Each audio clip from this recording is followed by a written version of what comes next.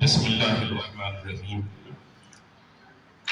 میں اضلاع سے آنے والے اور پھر شہر کے دانشوروں کا تہ دل سے استقبال کرتا ہوں کہ یہ ایک انتہائی اہم عنوان پر اجلاس راؤنڈ ٹیبل کا رکھا گیا۔ بنیادی بات یہ ہے کہ دیکھیے، جب تک کہ سوال نہیں کیا جائے گا تو پھر جواب کی بھی امید نہیں رکھی جا سکتی۔ افسوس کا مقام یہ ہے کہ 1 اکتوبر 2022 کو ایس ٹی ریزرویشن 6% سے 10% کر دیا گیا۔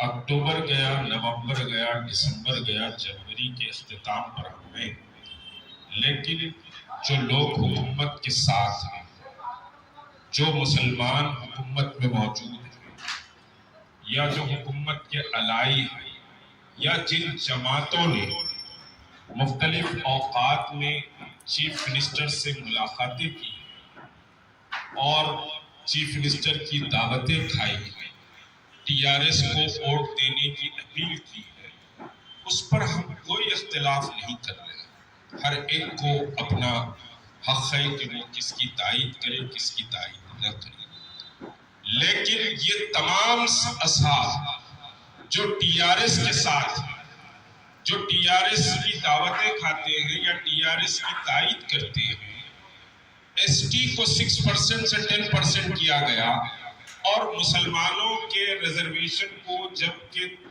ٹی آر ایس کے اپنے کانسٹیٹیوشن میں موجود تھا، اور نہ صرف کانسٹیٹیوشن میں موجود تھا بلکہ اپریل 16 اپریل 2017 کو اسمبلی کا اسپیشل سیشن کال کیا گیا۔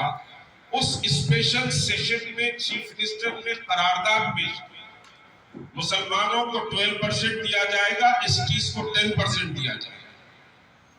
اس کے اوپر ٹھیک ہے، ایک 50% کا بیریئر تھا، سپریم کورٹ کے اندرا ثانی کیس کے آرڈر، یہ وہ ساری چیزیں، لیکن پارلیمنٹ نے 103 امینڈمنٹ سمجھیے کہ کانسٹیٹیوشن میں کیا۔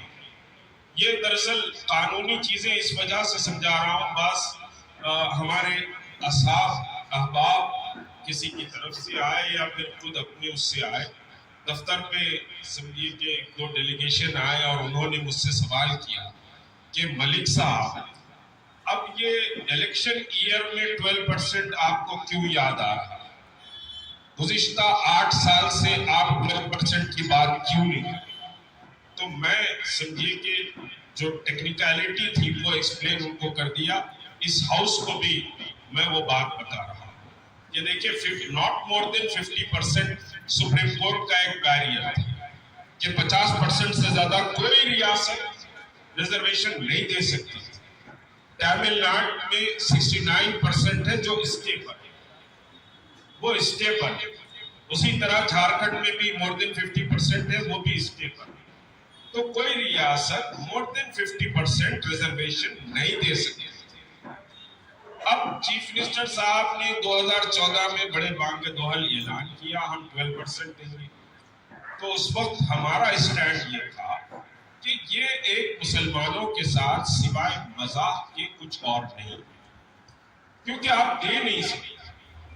لیکن بہرحال بڑے بڑے دعوے کیے، لیکن آج جو ہم یہ کہہ رہے ہیں کہ آپ کو دینا چاہیے، تو قانونی طور پر جو 50% کا بیریئر تھا، وہ سمجھیے کہ 103 کانسٹیٹیوشن امینڈمنٹ جو 2019 کو ہوا تھا، 2019 کو economical weaker section B J P نے 10% ریزرویشن کا ایک بل لایا اور کانسٹیٹیوشن کو چینج کیا، دستور میں ترمیم کی گئی، اور دستور میں ترمیم کر کے سمجھے 10% ریزرویشن سینٹرل گورنمنٹ نے دیا، اور وہ ایکچوئل برہمنز کو اور اعلیٰ ذات کی ہندوؤں کو وہ اکنامیکل ویکر سیکشن میں 10% دیا گیا۔ تو 50% کا یہ جو بیریئر تھا، وہ 50% کا بیریئر ختم ہو گیا۔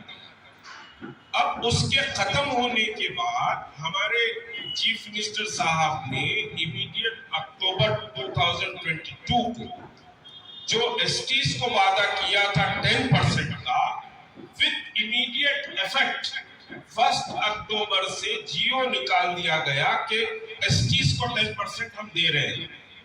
जब एसटीज को आप 10% दे रहे हैं तो मुसलमानों का भी रेजोल्यूशन आपने पास किया था 12% का, तो फिर आप मुसलमानों की तरफ कोई तवज्जो क्यों नहीं दे रहे? हम आपने जो मुतालिबा किया, आपने जो बात रखी थी, उसी को हम कह रहे हैं कि फुलफिल करिए। मुसलमान अपनी तरफ से कोई नई बात नहीं कह रहा। अब अगर जायजा लिया जाए स्टेट गवर्नमेंट, देखिए एहसास उम्मत पैदा करना बहुत जरूरी है। 10 वाइस चांसलर का अपॉइंटमेंट हुआ, 10 वाइस चांसलर का अपॉइंटमेंट हुआ, एक मुसलमान नहीं मिला। यहाँ प्रोफेसर अनवर साहब बैठे हुए हैं, वो एक्सप्लेन बेटर करेंगे कि एक मुसलमान वाइस चांसलर हमारी रियासत में नहीं मिला, जबकि 2-2 वाइस चांसलर होते थे मुसलमान। उस तफसील में नहीं जाऊंगा। और पब्लिक सर्विस कमीशन बनाया गया, उसका टर्म खत्म होने के बाद ये पहली मर्तबा है आंध्र प्रदेश से लेकर तेलंगाना के सफर तक, ये पहली मर्तबा है कि पब्लिक सर्विस कमीशन में एक मुसलमान नहीं लिया। ये अहम समझिए के इदारे, एक मुसलमान नहीं लिया गया। अब उसके साथ हम बीसीई कोटे में आते, हमारा जो 4% रिजर्वेशन है वो बीसीई है, तो अब बीसी कमीशन भी बनाया गया, तो बीसी कमीशन में भी मुसलमान को नहीं लिया गया। तो ये समझिए के साथ सिचुएशन है। अब बहुत सारी बातें हैं, पूरी अगर चार्जशीट बयान करूं तो बहुत वक्त लग जाएगा। तो आज ये जो हम राउंड टेबल बैठे, ये समझिए कि हम 12% का जो हुकूमत का मुतालिबा था, हुकूमत ने जो वादा किया था और असेंबली की जो करारदाद है, उसी की लाइट में हम यहाँ पर बैठे हुए हैं। हम कोई इजाफा मुतालिबा नहीं कर रहे हैं। तो उसके लिए यकीनी तौर पर आपको मुत्तहिदा आवाज बुलंद करनी पड़ेगी। हर जमात को अपने जमाती असबियत से ऊंचा उठकर बात करना पड़ेगा। हुकूमत से अगर आपके ताल्लुकात भी हैं तो आपको और ज्यादा बात करना पड़ेगा ताकि हुकूमत पर दबाव पड़ सके। पॉलिटिकली मुसलमान ऐसा लगता है कि स्टेट में यतीम है, कोई आवाज मुसलमानों की नहीं है। यहाँ सब जिम्मेदार अंजुमनों और इदारों के लोग और इंटेलेक्चुअल्स बैठे हुए हैं। आप कोई ये नहीं बता सकता कि चीफ मिनिस्टर गुज़िश्ता 9 साल में मुसलमानों के इश्यूज पर एक रेस्पेक्टेबल डिस्कशन टोटल मुस्लिम लीडरशिप से किया, कोई नहीं बता सकता। और ये पहली मर्तबा ऐसा हुआ है कि कोई चीफ मिनिस्टर मुसलमानों से मुलाकात नहीं करता। और ये पहली मर्तबा ऐसा हुआ है कि माइनॉरिटी वेलफेयर मुसलमानों के मुसलमान मिनिस्टर के पास नहीं है, बल्कि 5 साल चीफ मिनिस्टर के पास रहे। चीफ मिनिस्टर से मुलाकात के लिए खुद उनके वुज़रा तड़पते हैं, तो अब मुसलमान कहां जाकर मुलाकात करेंगे? वुज़रा को अपॉइंटमेंट नहीं मिलता। तो 5 साल मुस्लिम वेलफेयर चीफ मिनिस्टर के पास रहा। उसके बाद मुस्लिम वेलफेयर करीमनगर के हमारे समझिए कि समत नवाब साहब आए हुए हैं, पूरा एक डेलीगेशन आया हुआ है। करीमनगर का समझिए कि कुपला ईश्वर, जिसको ना उर्दू आती है, जिसको ना मुस्लिम इश्यूज वाकिफ है, जो समझिए कि मुस्लिम इश्यूज की ABCD भी नहीं जानता, वो समझिए के साथ मुस्लिम अफेयर्स को देख रहा है। तो ये मुसलमानों की एक यतीमी और मुसलमानों की बेबसी है, और सियासी तौर पर मुसलमानों को यतीम बना दिया गया है। तो ये हाउस बहरहाल 12% रिजर्वेशन पर डिस्कस करेगा। ये सिर्फ एक राउंड टेबल की हद तक समझिए कि बात नहीं रहेगी। इस मूवमेंट को आगे कैसा ले जाया जाए, अजलाओं तक कैसी बात पहुंचाई जाए, शहर में उसकी स्ट्रैटेजी क्या हो, और किस तरह मुसलमानों को 12% रिजर्वेशन के फवायद पर समझिए कि बात समझाई जाए, ये उस नुक्ते नजर से हम यहाँ बैठे हैं। सिर्फ हम मातम करने नहीं बैठे हैं, बल्कि मसले का हल निकालने बैठे हैं। मैं फिर दोहरा रहा हूं, ہم ماتم کے لیے نہیں بیٹھے ہیں کہ ہائے ہمارے ساتھ ایسا ہو. کچھ پارٹیوں کے پلیٹ فارم پر صرف ماتم ہی ہوتا, صرف نوحہ خوانی ہی ہوتی. ہم نوحہ خوانی اور ماتم کے لیے نہیں بیٹھے, ہم مسائل کا حل ڈھونڈنے بیٹھے. اور 12% reservation, this is the right time. اگر مسلمان اپنی آواز کو ایک طاقت کے ساتھ اٹھاتے ہیں اور اس کو سمجھیے کے ساتھ حکومت تک پہنچاتے ہیں, یقیناً آج کی یہ گول میز کانفرنس کا میسج حکومت تک سمجھیے کہ پہنچ چکا ہے. حکومت اویئر ہے کہ بیٹھ رہی ہے, اور بیٹھنے میں بھی حکومت کو بڑی تکلیفیں ہوئی. میں ان ساری تفصیلات میں نہیں جاؤں گا. یہاں کی میٹنگ کو کنڈکٹ کرنے کے لیے بھی بہت تکلیف میں تھی حکومت, اور سمجھیے اس میٹنگ کو کینسل کرنے اور اس میٹنگ کو سمجھیے سبوتاژ کرنے کی ساری کوششیں کی گئی. تو حکومت تو پریشان ہے. ہم کسی کو پریشان کرنا نہیں چاہ رہے ہیں. آپ نے جو وعدہ کیا وہ وعدہ وفا کرنا, اتنی ہی بات ہماری. آپ اپنے وعدے کو وفا کریے. ہم پریشان کرنا نہیں چاہ رہے. وعدہ وفا نہیں کریں گے تو آپ بہت پریشان ہو جائیں گے.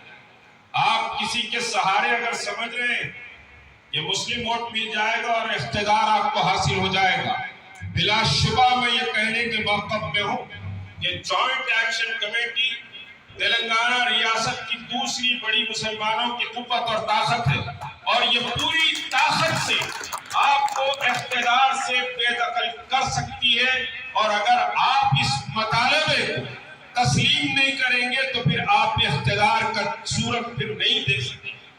یہ سورج آپ کے لیے ڈوب جائے گا اگر مسلمانوں کے ساتھ آپ انصاف نہیں کریں. ہم کوئی کمزور بات نہیں کر رہے ہیں, نہ کوئی ہم حماقت کی بات کر رہے ہیں.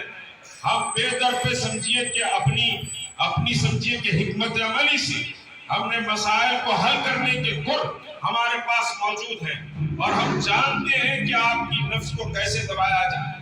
اگر آپ سمجھیے کہ طلبے چاٹوؤں کے ساتھ اگر یہ محسوس کرتے ہیں کہ آپ کو اقتدار ان طلبہ چاٹنے والی قیادتوں کے ذریعے ملے گا, تو مسلم ووٹ آپ سمجھیے کہ آپ کے پالے میں یا آپ کی جھولی میں آنے والا نہیں ہے. کیونکہ ہم کوئی بدوا مزدور نہیں ہے. مسائل کی بنیاد پر بات ہوگی, انصاف کی بنیاد پر بات ہوگی, ترقی کی بنیاد پر بات ہوگی, حقیقی سیکولرزم کی بنیاد پر بات ہوگی. صرف نعروں پر بات نہیں ہوگی.